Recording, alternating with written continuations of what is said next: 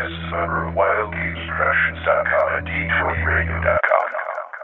They came from the game table, dice bags in hand, We have one brain that we share between us. to talk about role-playing for all across the land. And you'll like it. The original, then basic, then one they scoured. Kinda grabs you by the boo-boo, don't it? To bring AD&D to the second power. You want me to put the hammer down?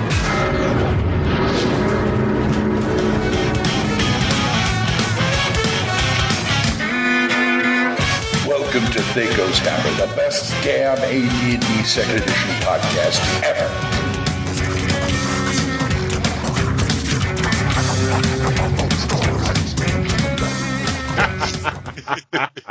There you son of a gun. Hi, folks. THACO's Hammer, episode 76.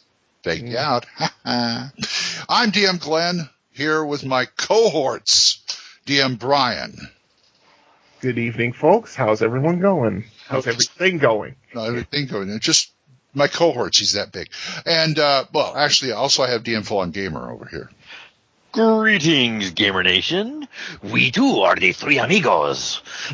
Olé! DM Corey, Yep. he may join us later. I don't know. We'll see. Guess what? We're going to do you a favor and do an email show. What was that? The crow went over again, I guess. I don't know. But, yeah, we're going to do an email voicemail. Oh, boy. So you're the star. Listener contributions from across the Gamer Nation into THACO's Hammer, fired on the porch. And you're the star. But first, we want to get down to hits and grits. What are you doing tonight? I don't know. What are you doing tonight? The burlesque, Louie's Paradise, miserable and lonely and stupid. What am I, crazy or something?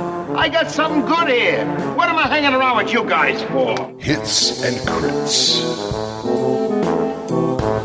Hits and crits. You think we, I'm not leaving that for a while. What did we do? Full on.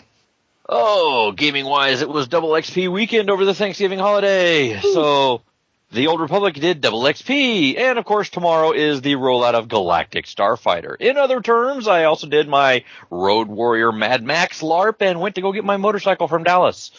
Yay. That's all. Why was it in Dallas? Transmission from this time last year. Ow. Ow, ow, ow. Hey. Oh, that's right. What didn't that happen when you went to the con or something? No, when I went to work. Oh, jeez. Oh man, oh wow. How'd you get home? Oh, just got Trailer. one. Okay. Yeah. Okay. Anyway, it's taken this long to collect the funds to fix it because BMWs run like tanks and never, ever break until they do, and then it's very expensive. And then they run for a long time again. And then they run for a long time again, yes. Then don't you love it? No warning, just. I had warnings. I just ignored them. How do you? Oh, now see? So, it reminds me of me when I drive my van. How about you, Brian? What's up? Oh, I What was haven't up? been doing too much. Just been, having my, little Captain Kirk / Captain Sisko fantasy on Star Trek Online. Blowing stuff up and helping out the guild / fleet. Because what you get to build, contribute certain currencies to build your star bases and dilithium mines, and that actually helps out further in the game. And then you can get actual fleet dedicated starships as well, which are better than the ones that either come stock in the game or the ones you can actually buy. Gotcha. So, that's what I've been doing. Oh, and, by the time this comes out, both Corey and I will be 1 year older. Oh, happy birthday. Well, thank you. Well, Thank the four of us, I think you'd look the best in a Starfleet uniform. So. Oh, well, thank you. I appreciate that. Well, as long as I shave. I'd be a lump of mashed potatoes. Full-on Gamer wouldn't look too bad in a Scotty sort of way. I have talked to the D20 Radio people about my appearance at Gen Con, not 2013, but 2012, for the Edition Wars rollout. The day I spent dressed Starfleet-ish, including Going Wars RPG multi-table event tournament thing in Starfleet red shirt uniform. Okay. Okay, come on. Because I roll that way. Hey, OSR Gaming, pictures on the website. I want to see this. Yeah. I want to see you with a who got their panties in a twist? It's like, you're not supposed to be here. It made for some interesting terms and times. Oh, I'm sure there were. And Corey, I see, is this kind of short, square little guy who sits around drinking Romulan ale and punching people in the junk. Yeah. Yeah, if you give him Romulan ale, yeah, Corey could get violent, yeah. Yeah. Me. Well, I'm still doing the show, which is going well. We're coming up on our last weekend, by the way. And Tiny Tim wants to learn how to play D&D. Which is very amusing to me. And I have no time to play. I mean, it's like, come to the theater early. You can't? Okay, fine, we're going to end the show. Well, I'll give you a bag of dice before we leave. Yeah, a bag of dice for your troubles. Yeah, for your troubles. Here, kid, go away. But well, you could always, you could always talk to Odinist and invite him over to your game and just have him sit in kibbutz for a little while. Kibbutz, yeah. I guess kibbutz, yeah. Not kibbutz. That's well, him and his wife are supposed to be coming to the show. We'll see what happens. Okay. They keep like, look, the shows are selling out. Come on. We just got our good review in the Oklahoman. Thank you, Oklahoma. Thank you, Elizabeth Hurd. And gaming-wise, we had a good game last Saturday. A real good game last Saturday. Our big fight was in Labyrinth Lord. It was against a giant, this big ogre with a goblin shaman on his shoulder casting spells. He had the big old axe, and the shaman had the mojo, and he slept one of our fighters, turned the other one against the party for a couple of turns. I mean, everybody was like, I aimed for the goblin on his shoulder. Nobody could hit him. But we got a couple of good hits in it. I mean, our mage hit like gave him a swarm of mosquitoes, that kind of thing. We tried, in the middle of it, somebody tried to parlay. Oh, God.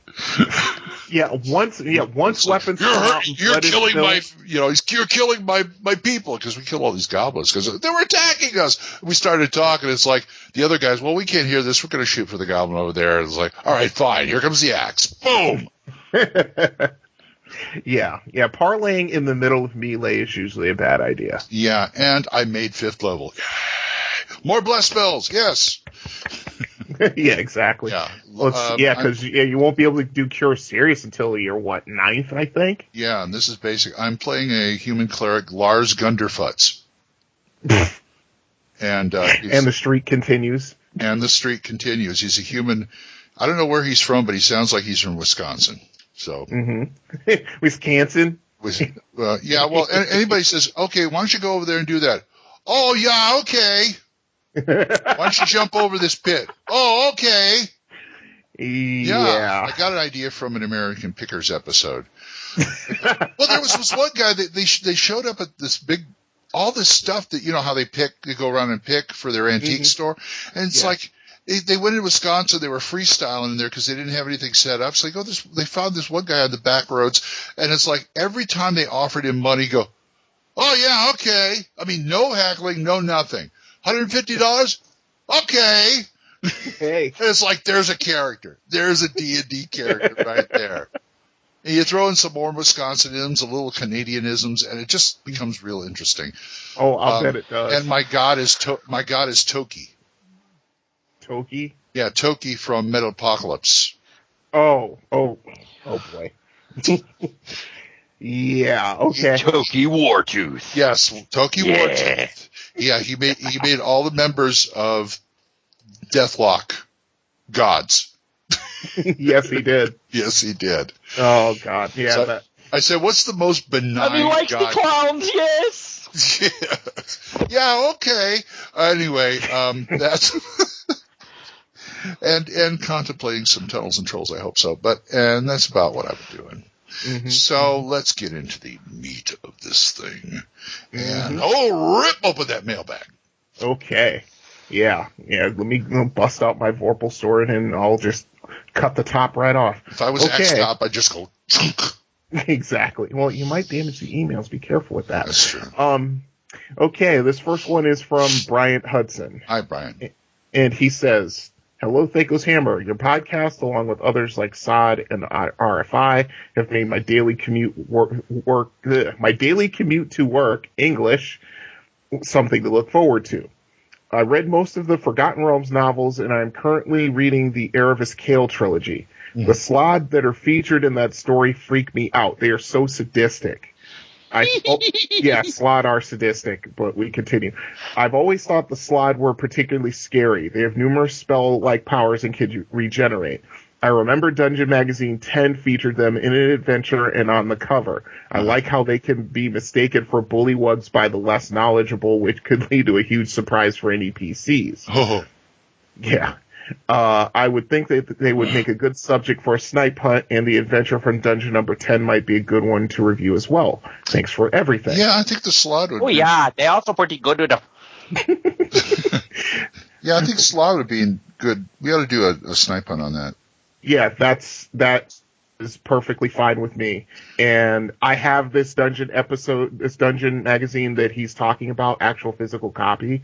And yeah, the adventure is really hard. It is very hard. I can't remember the name of it.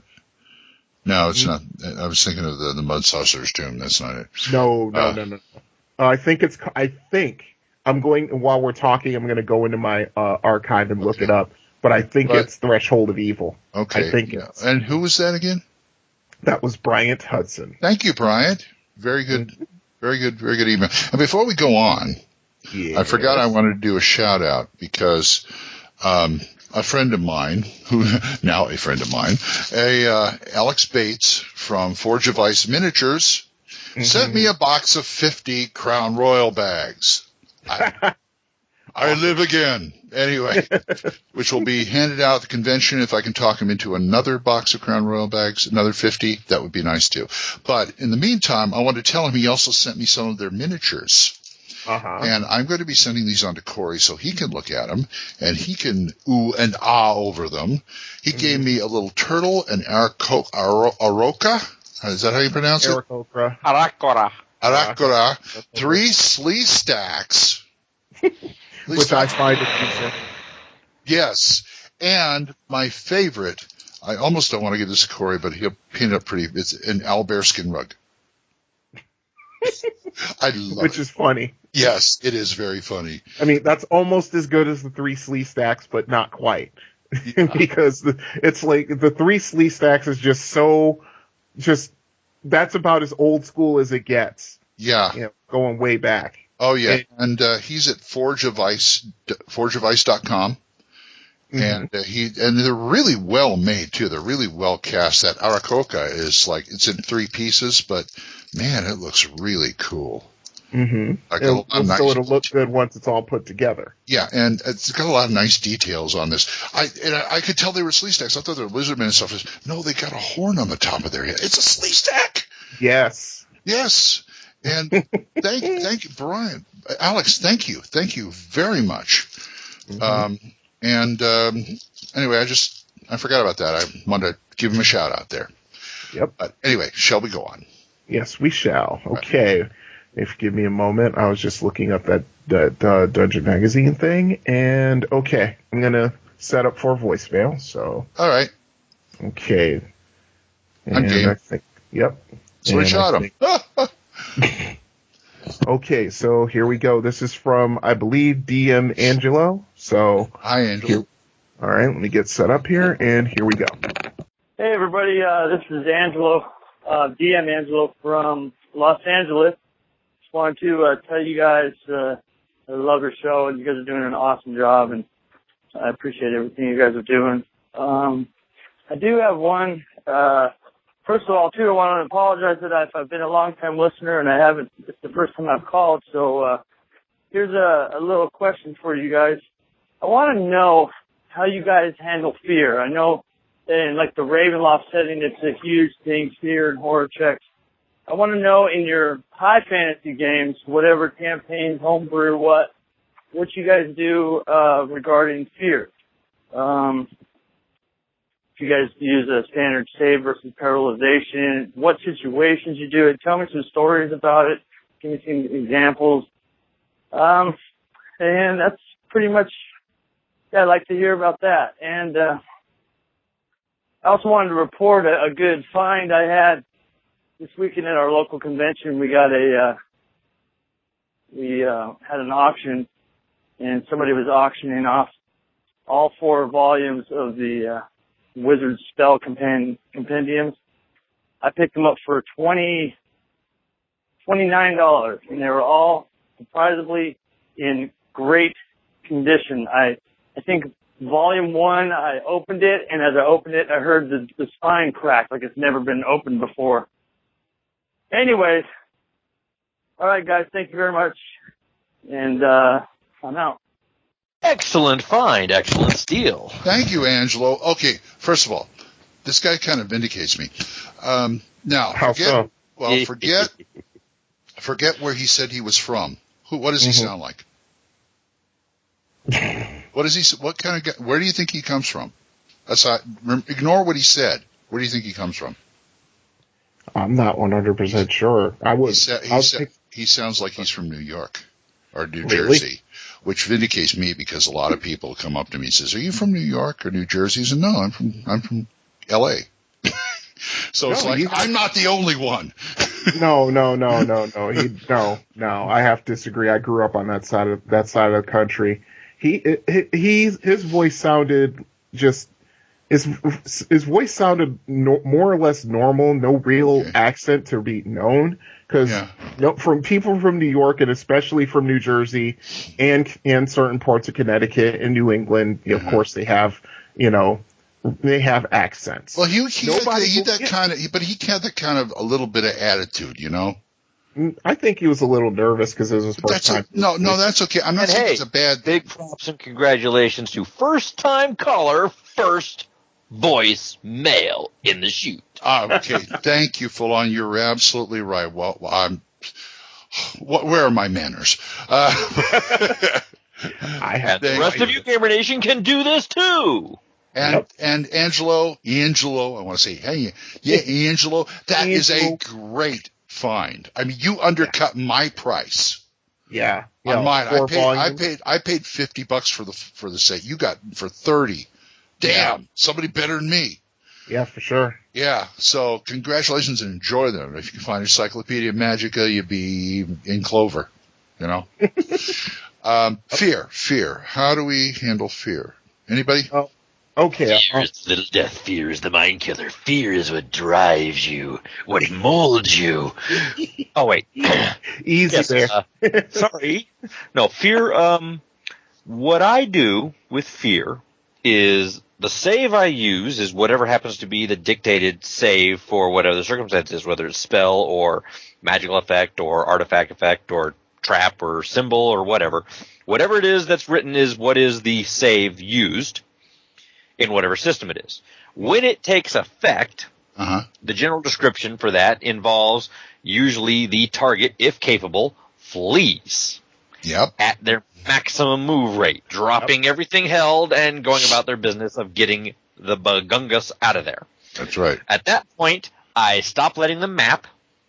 I simply turn to the individual stricken with fear, and I'm keeping track on the map where he's going, and all I do is tell him, you're going down a hallway, left, right, or straight. You are going down a hallway, left or right. Going down the hallway, straight or right. And just go for the maximum amount of his movement for the time that he's allowed. Then I jump cut to the rest of the people who are not feared and take care of them. And then I bounce back to this individual and make sure that it's still, because conceivably he could end up running back in the middle of the room or something, if he's lucky. True. Or I had people go sailing out the door right past the ogre guards that they snuck in past in the first place, and then and had them chase off the open field. That moves at a dead sprint until the point of either they make their saves, the fear wears off, or they start making endurance checks and collapse from exhaustion. Right. Whatever the level of fears that they got induced by. Well, but that really gives someone a chaotic sense of the panic and the strife and the edge of your seat. Oh my God, we're just running now! And sometimes that runs them into traps, sometimes that runs them into dead ends, sometimes that makes them, start clawing at walls, whatever it is they do. Yeah. Well, I tell you, I pretty much run it the same way. Whatever it says the fear is, even if it's a spell cast by like an NPC wizard or something like that.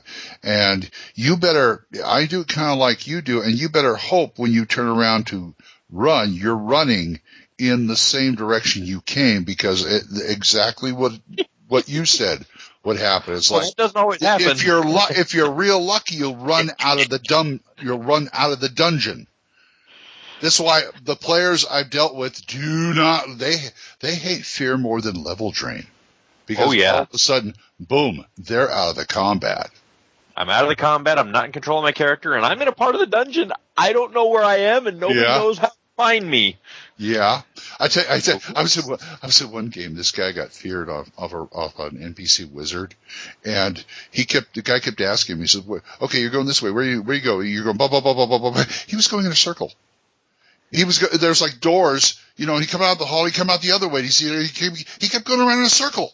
He kept saying, I go right, okay, I go right, okay, I go right. He says, you keep running back into the same room. That's funny. But yeah, that's probably save again.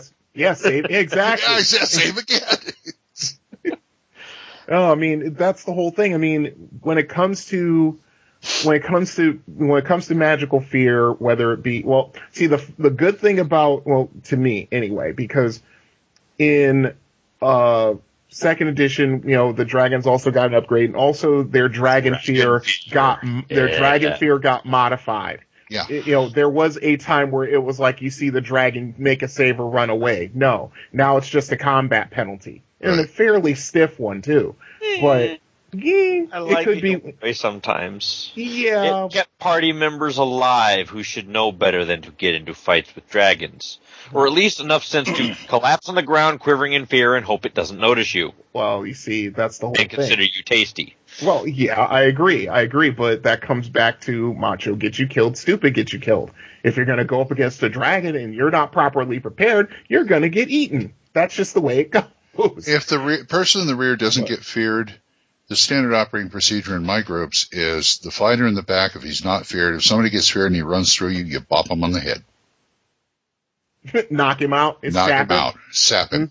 Mm-hmm. That's actually a fairly decent idea. Mm-hmm. But yeah, I've had that go very, very wrong. I take it somebody critical. Yeah. No, I do it like an unarmed. He takes the hilt of his sword and goes whack on the back of his head. Yeah, they did that. Roll the natural. You can 20. still crit with that. Yeah. And it can be bad. Especially depending on the source of your crits. Like when you're using good hits, bad misses table. And somebody starts rolling in the 80s and 90s. Yeah. Especially about 99 or double out when you get to roll twice. Thrice. Thrice. Yeah, double out is 3 times. You're absolutely right. But yeah, I mean, as far as magical fear, I pretty much go the way full on goes. I mean, to simulate that panic, and if the player has anything on the ball at all, he's going to roll with it. Because, this is part of the experience of D&D, especially going up against certain monsters that have a fear aura. Like the mummy. The mummy by itself is not that difficult to beat, but that initial fear save that you have to make the second you lay eyes on it, of course, floating screaming skulls. Mm-hmm. Well, think of it this way. If a mummy comes in the room and you fail your save and you run away, you're not going to get any mummy rot. Mm. No, you're right about that. Mm-hmm. But at the same time, you're in a full-blown panic for however many rounds it is. Right. And, you run this way. I mean, Full On has it absolutely right. You run away, okay, you left, right, or straight, left, right, or straight, left, right, or straight. And, of course, depending on if the DM keeps track of exactly where in the dungeon the player is running to, he might run into something worse. And then now he's got a problem because he's got to face whatever that is all by his lonesome. That's right. Glenn, occasionally the battle drill of bump him on the head, if you're the fighter in the back and the people in the front get feared and you're not, can be useful, but it can also be detrimental because I've had it be the guy who ran away was the survivor. Yeah. Yep. Then there's that. And if it's Odinist, he'll be running into yellow mold. Sadist. He's been on a yellow mold kick lately. Yellow mold is oh man. There's a reason why I don't use jellies and molds that much. Open the chest, yellow mold in the face, bah! That kind of thing. I feel sorry for you sometimes. Yellow musk creeper with a mold garnish. Executively, but so what about your fear technique, Brian? I full on. He said it exactly right. That's how I basically run it. It's just one of those where the player is out of control aside from making split second fear slash endorphin fight or flight. Yeah, fight or flight, and you brick your save, so you're gonna fly. Yeah. And where you end up, you could be in much worse shape. Yeah. That also means figuring out on the fly the falling damage for the horizontal. You move, 120 feet in one round, head first into a wall. Because it was dark, your light sources went out, and you just ran. Yeah, that occasionally has to be calculated as well for the / horizontal fall damage. And if you're lucky, you'll knock yourself out. If you're lucky. Yeah. And then something comes along and eats you. Oh, boy. Anyway, thank you, Angelo. Mm-hmm. Angelo. All right. I'm going to go see Angelo. We're going to go down here, Someone should prepare to recite the phone number so we can hype the phone number. That's true. Yes, you're right. Yeah, you guys have taken this wondrous thing. If you call 405-806-0555. Or if you're inclined to type on the computer, it's thacoshammer@gmail.com. Yes, indeed. And I just did something stupid, so I have to recover from that. There. Okay. And you need another turn to recover. No. Yeah, exactly. I failed my intelligence check. That's what happened. Yeah. Okay. There we go. Got it. Confusion spell. Do the same thing for a round. Yeah, well, what's my excuse? Jeez. Okay, so let's see. Regular email. Let's see now. Okay, here's one. This is from David De La Garza. Hi, Dave. I love his email address. It's actually pretty funny. But, okay, he says, greetings, most excellent hosts of the best damn AT&D podcast, and don't you ever forget it. I love the way he left out second edition. Yes! Let's see. All the same. Yes. It's all the same when you're slinging dice. Mm-hmm. Yeah, it is. Okay, he says, having just finished listening to your Druid episode number 68, you've inspired me to make a request for a forthcoming Snipe Hunt segment. Would you do me the honor of reviewing the Nereid? This lovely creature has vexed a group I am playing with in a play-by-post on Unseen Servant. The DM's excellent use of this creature has waylaid our party more than I had imagined possible. Please discuss this monster and please provide tips for its usage for evil DMs everywhere. It's Angelic Doctor. Thank you. How about that? Okay, Nereid, go on the bottom of the list, right under the I will do that right now. Switch to Chrome, THACO's Hammer show ideas, and I will do that. But don't do that. Yet another one of the water elemental type Fey creatures. Mm-hmm. Never trust an elemental. Never trust a Fey. If you run into an elemental Fey, you're in trouble. You definitely got problems. Yeah. You definitely got problems. Next thing you know, we'll be doing the Silky. And basically, if you've got a Nereid as your primary opposition in whatever scenario you're involved in right now, you've done something wrong. Yeah, very wrong. Although, you know what? All they'd would have to do Depends on your campaign flavor. But it also depends on if they just end up in the domain of an evil one, and then the fun begins. It's the same thing with frickin' Sirens. I love Sirens, but there are good ones, there are evil ones. The good ones will help you, the bad ones will try to do wicked things to you, if not kill you. I'll give you cookies. And I did love the 1E illustration of them better than the 2E illustration. Really? Yeah. Yeah, I can kind of see why. Okay, that's done. So let me go back to the emails in my Firefox, because I have to have two browsers open in order to have THACO's Hammer open and also the show ideas. Somebody may be writing all this down. Okay, we go there. Go there, then we go there, then we go there. Yeah, exactly. Now we can get to their email boxes. Yeah, okay. Okay, let's see. All right, so let me We got a voicemail? Yeah, let me get them because all of a sudden I can't find them. Oh, there they are. Good. Okay, got it. Okay, and this is from one of our cohorts on osrgaming.org, DM Dwayne. Hey, Dwayne. Yep. Hey, Dwayne. Hey guys, this is DM Dwayne from OSR Gaming Forums. First off, I just want to say you guys rock, and I love the show. Here's my question. I'm getting ready to start a new 2-week campaign. At least a bunch of people have been playing for a while. How do you keep the start off of a new campaign fresh? I mean, they've been through so many taverns.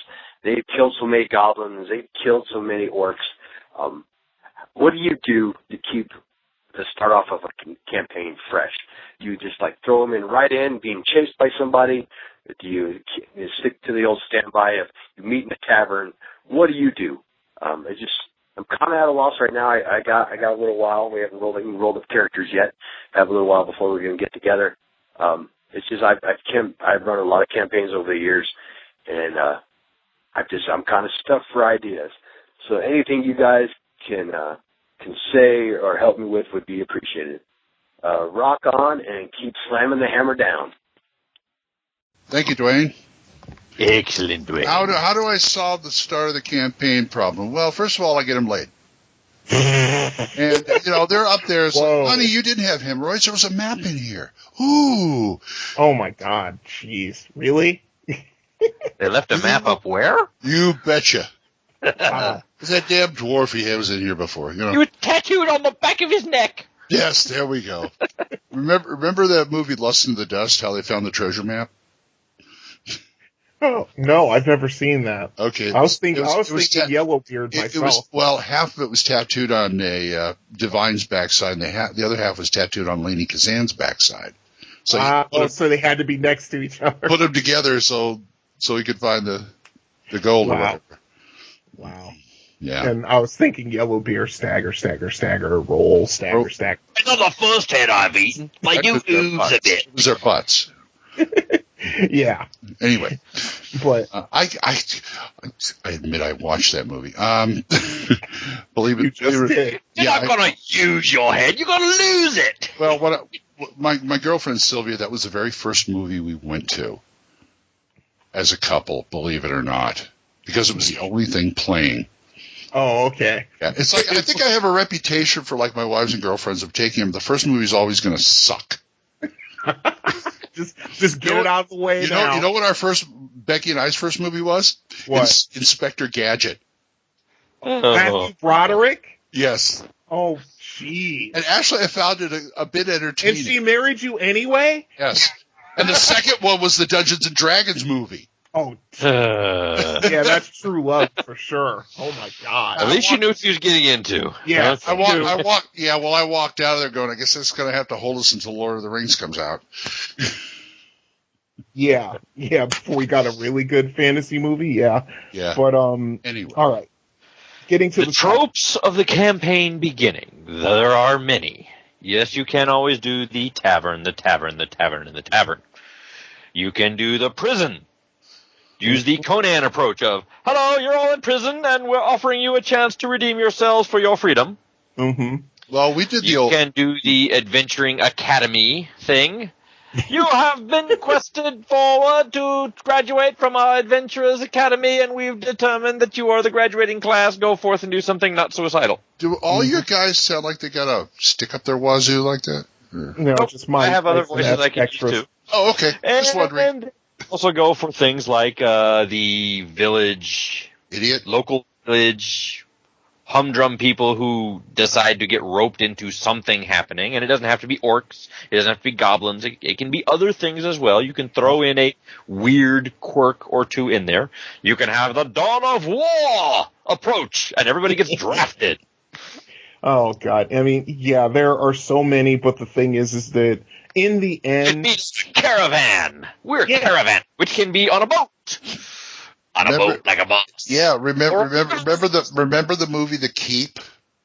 Yes. Yeah, yes. Not Nazis in a haunted castle. Just replace the Nazis with whatever army you happen to be dragooned into, Mm-hmm. And no, that makes sense. You know, we got to secure this for our for this part of the country for our troops, and you're trying to like kick all the undead and the poltergeists out of there in the name of the king. You know? Yeah, you could go Army of Darkness for that. Yeah, exactly. Go like on a pilgrimage to go do a thing. Mm-hmm.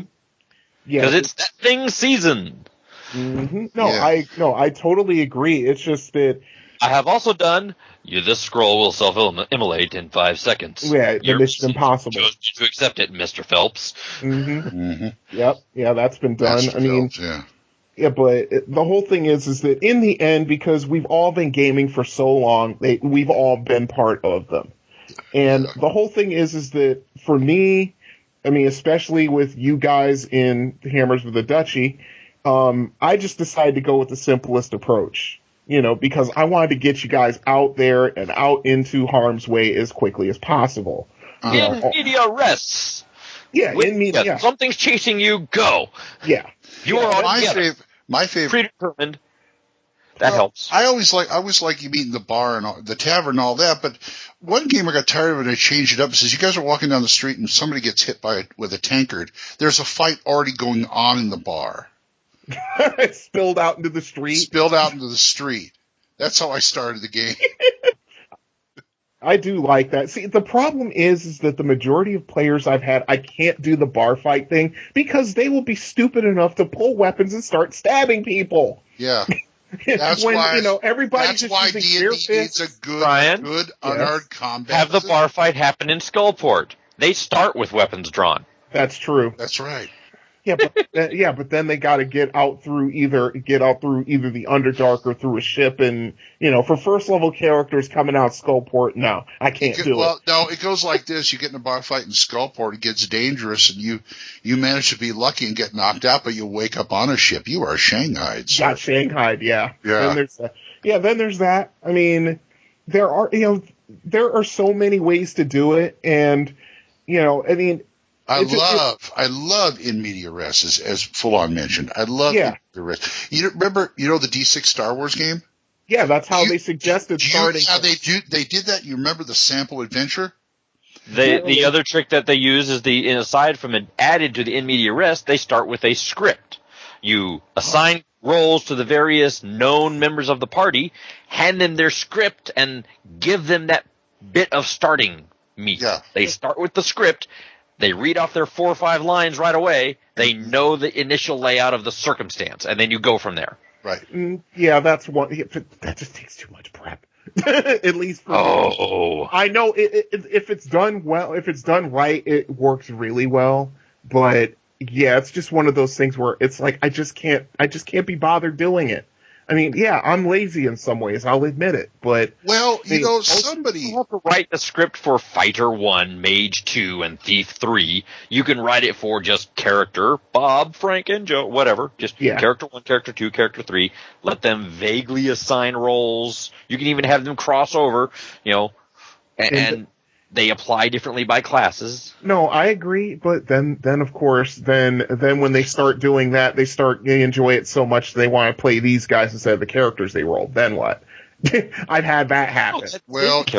I've seen it happen. Character they roll. That's the point. You give them a generic enough script that it fits any character they rolled. And you know what? Go ahead. No, I was going to say in something that's related to that. I forget where it was, in a magazine article or on the web or somewhere. I remember somebody suggesting adding, how video games have cutscenes. Yeah, cutscenes are good too. Too many nowadays, but do the supervillain cutscene. This is what's going on in the world. Go fix it. Yeah, but I don't know how to do that without sitting there and just boring them by talking. Well, this is happening over here while you guys are give them the roles.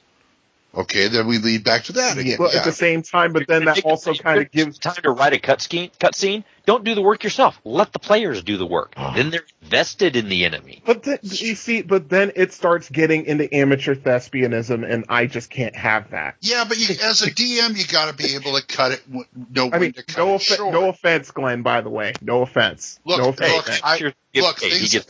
Hey, games like Theatrics and Fudge drive me crazy about that stuff too. So don't worry about it. And you're an actor. Yeah, I mean, it gets too much with the like. Oh, well, it's what would you do? What would you do? BS. What I do? I'd roll dice. All right. Tell him, Glenn. Yeah, but you can still do it. You just, as a DM, you got to know when to pull it in. Yeah, and that's the problem. Here's how I think a cutscene should go. If you do a cutscene, you want them to play parts. You play the main bad guy, and they're like the minions or other people he deals with. That way, the DM has control of if it goes on too long. Okay, and meanwhile, your characters, that kind of thing. Yeah, I get it. I mean, but at some point, it almost becomes so much of an entity unto its own, this, just getting things started. As a DM, I would not let that happen. I tell you the truth, as a DM, you can also that happen. There are other things you can do. You can throw other twists into it. Instead of having the orcs ate my baby be the plot hook, you can have, hello, welcome to the seaport with the typhoon bearing down. Everybody prepare. And then you do a bait and switch as like the colons decide to attack in the aftermath. I love bait and switch. Or you can use the earthquake, or you can use the meteor strike. We're going cataclysm level now. Not cataclysm level necessarily, but you could do that too. Hello, welcome to the transition from our Forgotten Realms campaign to Dark Sun. It's the same planet. I'm just not telling you. Ha ha ha ha. You can do that too. I also like to have them deal with characters that don't act the way they expect them to act. I've had characters been hired by dragons. I've had them in the bar with the guy, with the mysterious mage-looking guy in the corner saying, "Come here, come here," and he started doing this by the Mind Flayer. Yeah, but what I did was the guy smelled alcohol first of all, and he says, "Come here," and he's got this map that's just crudely drawn. I've got for so many go, and the bartender just goes, "Are you back again?" And he throws him out. He says, sorry guys. He does that with every adventuring party comes in here. Now, I know this guy over here who's hiring some adventurers, and that's how I started it. If you want to try that. I love, like twisting their minds like that. Have the Adventurers Legion work call board, the hiring notices, whatever you do at the local Adventurers Hall or the Town Hall or the, Guard Post Guild or whatever, or just Fighters Guild, yeah. You're all in line to get through the gates of the city. And you're in line waiting, and then the dragon blows up the palace or something. Right. And if nothing else, as I mentioned in my world, there's a business called AccuQuest, which is a temp agency for adventurers. And there's different branches in different cities. Mm-hmm. And if nothing else, you go, if you want work, come over here. We'll hire you for something, and we'll teleport you to where you need to be. Mm-hmm. There are of course different ways of doing it. I mean, in the end, there's more of a finite number, at least to me, because because everything we've talked about, I've either done as a DM or I've experienced as a player. I think we all have. Right. But in the end, it's like, the more important thing is to get all the party together. I mean, it could be that, you were just disparate, people from hither and yon and over hill and over dale, and you've all been called together to do this. And once you do that, then you kind of figured out, hey, we work pretty well together. Hey, let's strike out on our own. Let's see what we can do. Here's one that I've thrown at people. What's that? You know how you ever have the very powerful people always trying to gather together a group of minions to go do a thing for them? Yeah. Well, dragon magic in my world has a spell. Summon minion? It's called Monster Summoning You. Okay, yes. Yes. Where you get summoned like all other creatures get summoned by adventurers going, I'm going to cast monster summoning. I'm going to make it do a thing for me. You arrive in a group of random people geassed to obey the orders of the thing that put you on a thing. You determine that you did something really good or really bad, and you did it well together, but you get to remember it after you get sent away. Mm-hmm. And you then quest to find each other and undo the damage you did, or wow, that was a whole lot of treasure. I really want it. And go back to try and wreak vengeance on the thing with the audacity to summon you, because nothing pukes the rage of players more than having their control taken from them and some of their free will undone. Hence, like previous about the fear. Agreed. So anyway, you can get them on like a tournament adventure hook type scenario where they do a little supposedly meaningless thing, but they're within a radius where they can find each other and seek to undo it. Right. If that's their gist. And you know what? Don't ever forget the power you have to use the characters' backgrounds against them. Oh yeah, go backgrounds. Go backgrounds all the way. Now, okay, Matt, Odinist, here's our last adventure, this one and the one before. You know how we got into this? We're in Dyson's Delve right now. You know how we got into that right now? About one adventure before, one of our characters, a thief, we ended up in his city where he came from, and he looked, we wonder why he was so damn nervous. Next thing we know, we have the Thieves Guild surrounding us saying, oh, you're back. You weren't supposed to be back. Yeah, you weren't supposed to come back. Yeah, tell you what are you doing here? Tell you what, we need this little thing done. I need this thing got out of this dungeon complex. And one of the guys had the audacity, not the thief, to say, well, what are we going to get out of it? He says, you get to stay in the city and not be killed. That's yes, you get the most precious treasure you can ever have, your life. Yeah, and so we came back. Which instantly gives you your follow-on plot hook of, we'll do your thing and then we'll get revenge. Yes, then we're going to come back and we're going to get you. We didn't get revenge, but what happened was he did compensate us quite handsomely. Plus he said, okay, you have rights in the city again, because he left because he was operating as a thief and not getting freelancing. Yeah, he was freelancing. But he said, okay, you're cool as long as you work with us. But you know what? I got this cult over here that took over this dungeon that I used to, that I kind of like, had it as a headquarters. I hate them. Go get rid of them. Yeah. And they hired us like anybody else. Right. So right. And, it's like, and see one character's background. We get like 2-3 adventures out of this. It was great. No, I totally agree. Interesting, you keep trading it up between other members of the party, so it doesn't all hinge on any one person's thing. Right. Yeah, and the other thing is that you can also use NPCs for that. It's not to where the NPC gets the party in trouble, because usually that means that the NPC is going to be on the outs at the very least. What's an expendable NPC not trusted in the party? Yeah, that never happens. I mean, in Hammers of the Duchy, you're going to find out that actually there are little things in both NPCs' backgrounds that need to be taken care of, and they're fair. The funny thing is that completely,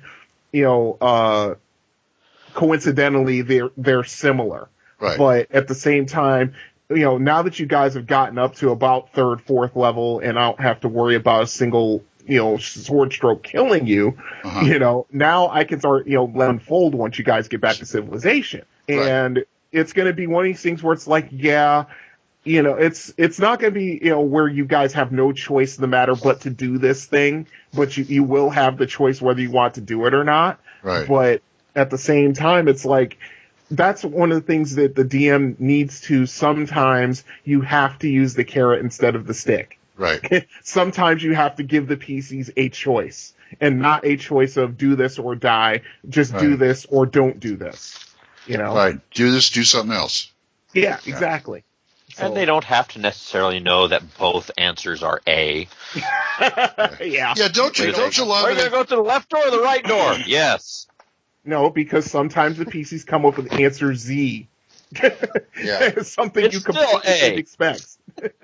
Yeah, I love that. You come up with like 5 different plot hooks, and they take none of them and then complain that there's nothing to do.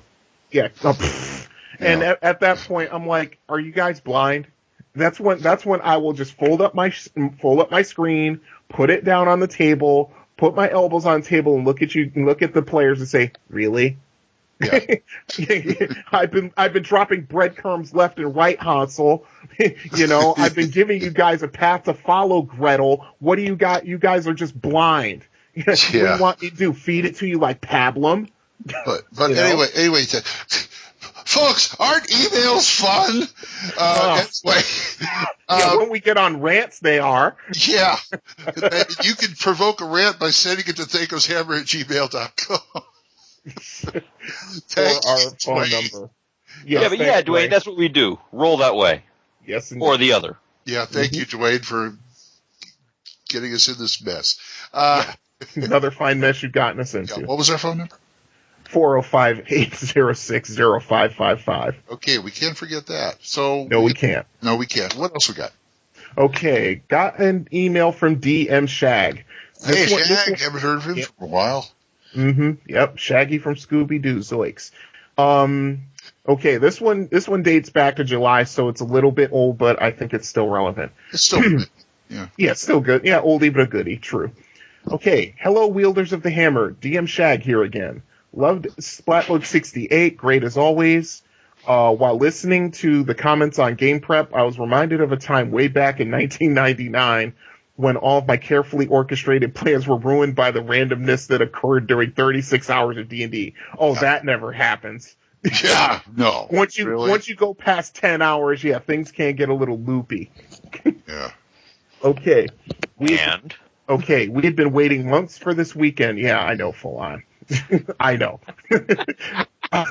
Gaming group was getting back together for the first time in years, and we were going to do it upright. A 36-hour marathon gaming session. My God.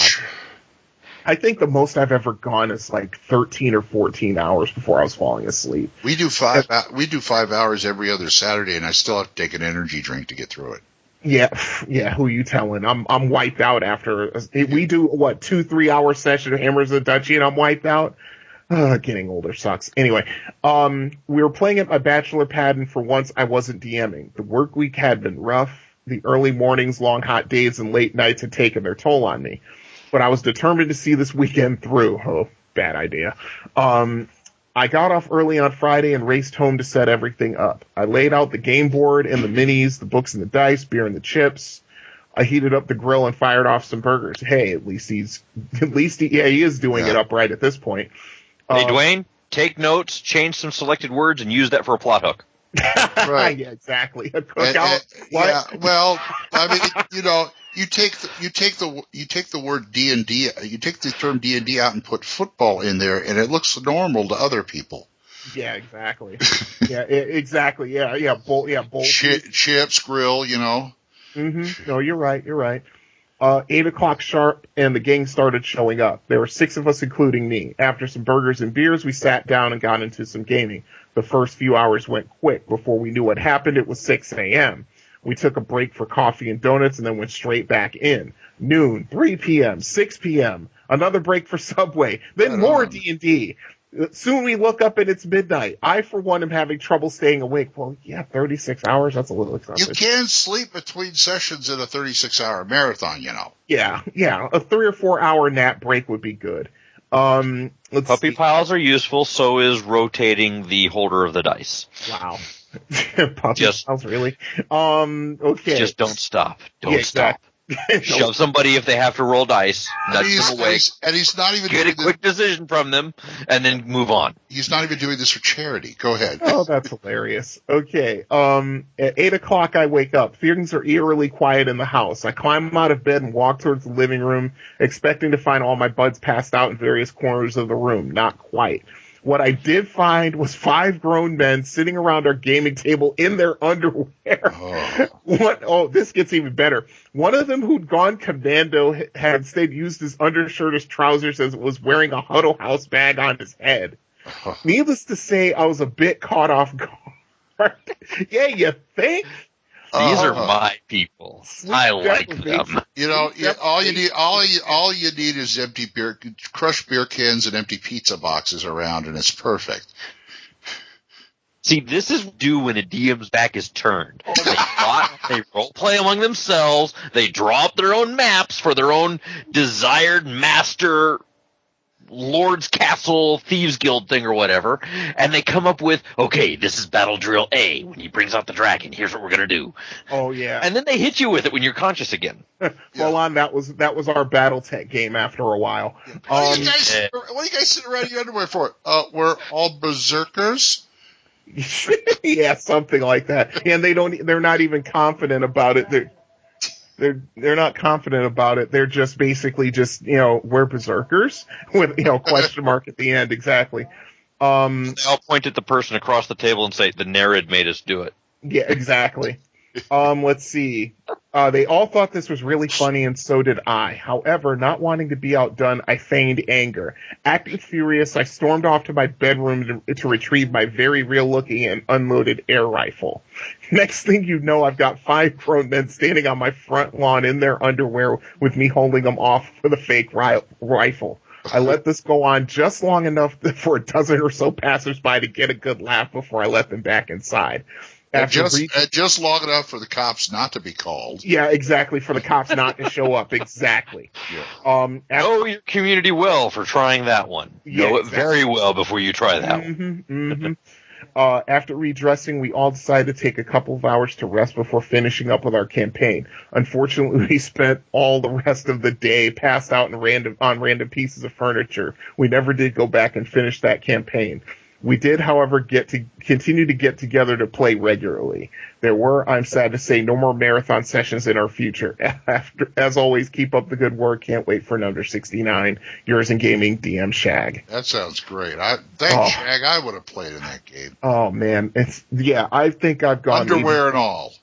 14 hours in full of RC Cola and Jolt Cola and everything else. I was still passing out at the game table. After that, I'm like, okay, I gotta go. Do you ever think Shag wrote this? You sure it's not just Corey using Shag's name? You do wonder, don't you? Yeah, it kind of sounds like something Corey Corey's not here for us to ask. Yeah. I'm sure he has a good story. I'm sorry you missed this one. Yeah, for sure. My God, I wasn't even expecting that. That was about twice as good as I expected. Yeah, that was great. Thank you, Shag. Okay, let's see. Absolutely, Shag. Thank you. You're my kind of gamers. I would be at your table in a heartbeat if you can keep up with me. And I think we should have one more. One more voicemail? Yeah, I can do that. Okay, hold on. Let me get it set up. And then we'll call the split book. Okay, that's fine with me. All right, give me... This is fun. This is from Harmbringer Nicholson. Yes, it is. This Travis. is a lot of fun. Hello, Travis. Hey all, this is Travis Harmbringer Nicholson. I had a question for you all. Have you ever thought of running a 2E dungeon in standard AD&D, and then underneath it with the exact same players, run a game of Kobold Save My Baby, where 1 week the players are playing in AD&D, storming through, hacking and slashing up monsters, goblins, hobgoblins, and kobolds like the like. And then the next week, the same players pick up their kobold characters and have to run through behind, during, underneath, in the night, screwing with themselves. That is all. Have a good day. Oh, and keep the dice on the table. Thank you, Travis. Yes, absolutely. That sounds like something right up Full-On's alley. What? I have made use of Reverse Dungeon in many different ways of introducing the campaign. That's just one of them. Mm-hmm. Yeah, it took me a while to get used to the term Reverse Dungeon. I kept thinking, what, you go through the exit? Yeah, exactly. Go out through the indoor. Yeah. Or like Liz, go in the back way of Tedgel Manor. Oh my God! Yeah, she said she did that. Her party went in through the tower. She went the back of the house to the tower because they thought, well, okay, it'd be easier if we went through the exit. So let's go through the tower. Hey, I've had a party try that. I've had a party try that with Castle Ravenloft. Oh my! They started by scaling the walls and going in through the high tower. Oh my God! The Lich is in that tower. That's like instant death. So that's where the heart of the castle is. No, I meant talk about Tegel Manor. Yeah. I'm currently trying to completely rewrite Tegel Manor for 2nd edition, which actually it's not that hard, but it does require a lot of bookkeeping in order to switch it all over. There's a lot of stuff in there. There is. The expanded version is absolutely insane.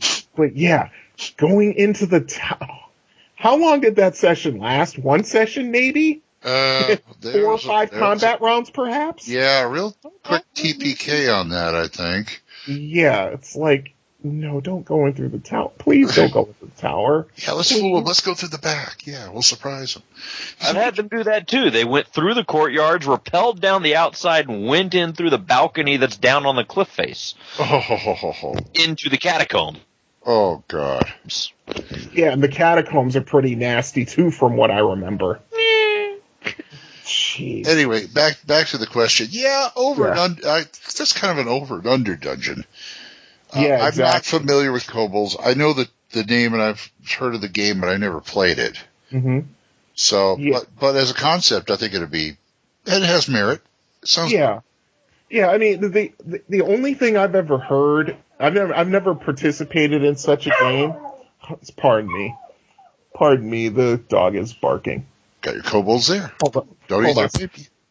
I've heard good things of both types of adventures being run that way, either the party of heroic adventurers and then the party of monsters. And you just back and forth and back and forth and back and forth and replace as casualties needed and just have them deal with the consequences of their own actions either way.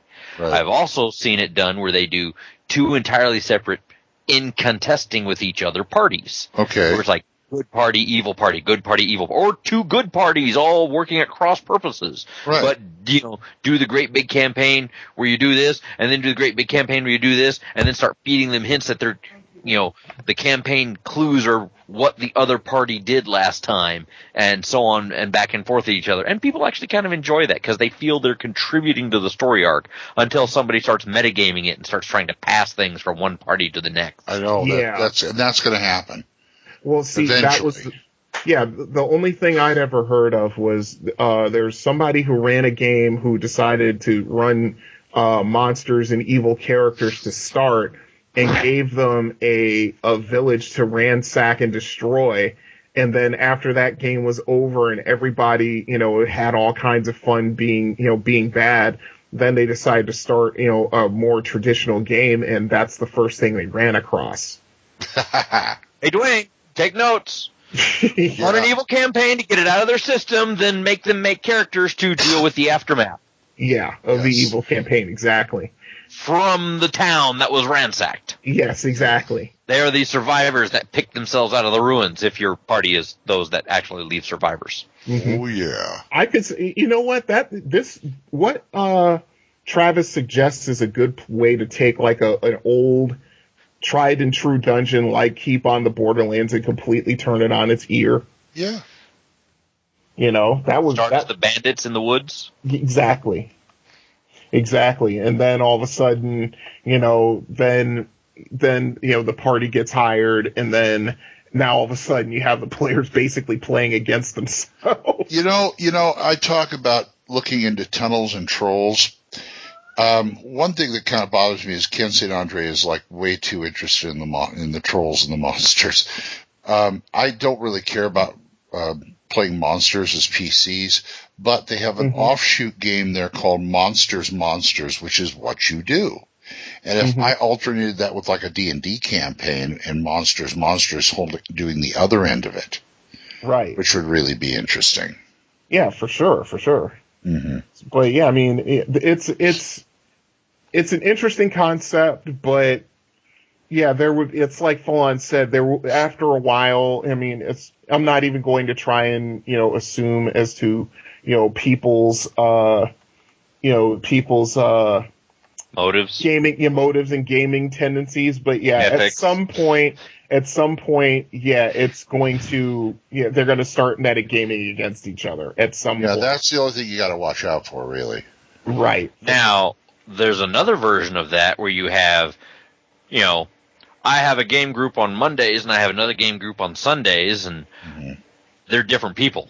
Yeah. If it's different people, yeah. Then when you run that kind of thing where I'm out of story ideas, you know what? I'm going to make Party A be antagonist for Party B.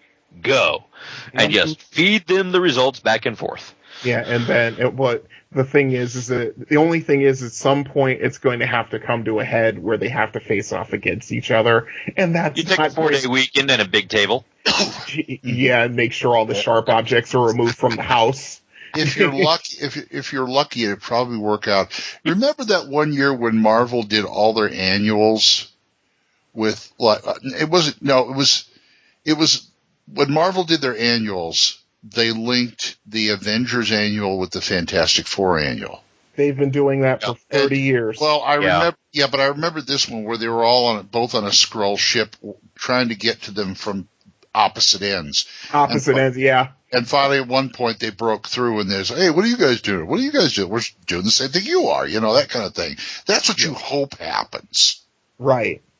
Yeah, that's what you hope, but when your back is turned, it turns into the Secret Wars. Yeah, no kidding. That's exactly what I was thinking. Yeah. It's exactly what I was thinking. Yeah.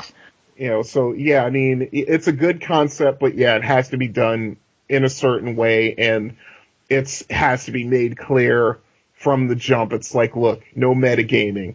That Snippy the Kobold can't know what Joe Blow the Fighter is doing and vice versa and that kind of thing. It's like you run it fresh and then, because you are playing basically against yourself, there's going to be that problem. But if you did it like that, you could always like turn that upside down by having like a mole in one of the parties. Uh-huh. Or in both the parties from either side. Nobody knows it. You mean a doppelganger? No, I don't. Yeah. I mean, say it's a good party and an evil party, and say have like one evil. What? No, I'm sorry. And a doppelganger. Every time, either that or someone's familiar as a mole. Well, you remember, Glenn, when Doppelganger came up and started impersonating your Yes, I know. But I mean, so we start doing Harry Thundersons. That's the funniest thing I ever heard at a gaming table. Thank you. But you can go the monster route. But I was thinking, besides, just have some guy who, like one character who's trying to play both against the middle or something. Something to stir it up a bit. Yeah, but the problem, standing routine. Yeah. The fistful of dollars routine. Yeah. Right, but you have to also remember that we're dealing with gamers, and being a gamer and being one or the other of this type of guy, where what happens in game that they end up taking personally. Okay. Now, granted, I was what I do when it happened. The actual bad guy that they're both kind of working a little cross purposes, but they're both working to stop this bad guy who they don't know about. I would make it one of the. I would make if they hired henchmen, I'd make it one of them. Yeah, as the big bad guy, and they don't know it. Mm-hmm. Remember the Hunt for Red October? It's the cook. Yep. Yeah, nobody. Well, the whole thing was they had one particular scene where they show the cook in a long shot. You knew it was him. Yeah. It's like if they left that out, no one would have known. And it's a no-name jerkface actor who you don't really get a good look at him. Until Alec Baldwin's putting 45 rounds in it. Even then, he's holding those two wires and it's a big close-up. You really can't tell what he looks like. It's like, it doesn't really matter at that point. But I'm saying that would work good in groups like this, where they're fighting against a big bad guy, but they think he's a big bad guy, but the guy behind him is it's Kaiser Soze. Yeah. You know what I'm saying? Exactly. Yeah. No, I totally agree with you. That would work. With the two, you could also use the Riddick option. Oh, yeah. The guy who's, not good, but he's more out for himself, but he will end up doing the right thing kind of anyway. Because that or just the shipwreck. Yeah. Yeah. Any of the above. Yeah, you could do that. Yeah. Planetary invasion, cataclysm, or just the shipwreck. Yep. Well, anyway, thank you, Harmbringer. Thank you, Travis. And, that's a splat book. Yep. I think we're pretty. Let's close this guy up, and I'm going to get up off the bed and come over here and end the show. So. Too much information, Glenn. No. My back was hurting. I had to lie for a bit. Okay. Fair enough. I've got a trundle bed right next to my desk, so it's like, oh my god. But anyway, say goodbye, Brian. Goodbye, Brian. Sorry. I feel like I have you on my knee. I've been thinking about George and Gracie lately. Sorry, it just came out. I've got this old Brian puppet on my knee here. Anyway. Goodbye, Brian. Anyway, how about you, Full-On? We'll follow the 76 trombones in the big parade, out the door and off to the gaming adventures with our various ideas that were thrown out tonight. And yes, Gamer Nation, join the Gamer Nation, be the Gamer Nation, contribute to the Gamer Nation, and get yourself heard on the show. Please. He is he is DM Full-On Gamer, and he approves of this message. And I am DM Glen, and I'm DM Glen, and I approve of this message. We'll see you next time when the hammer comes down on THACO's Hammer. Bye-bye. Oh, did we throw out a lot of crap? I mean, good ideas this time. Hey, one man's crap is another man's treasure. Well, you know, the Hawaiian restaurant.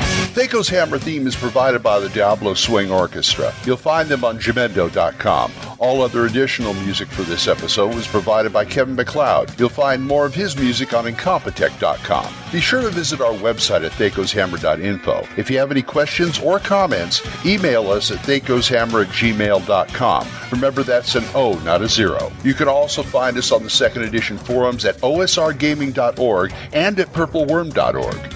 Or give us a call and leave us a voicemail at 405-806-0555. See you next time when the hammer comes down on THACO's Hammer.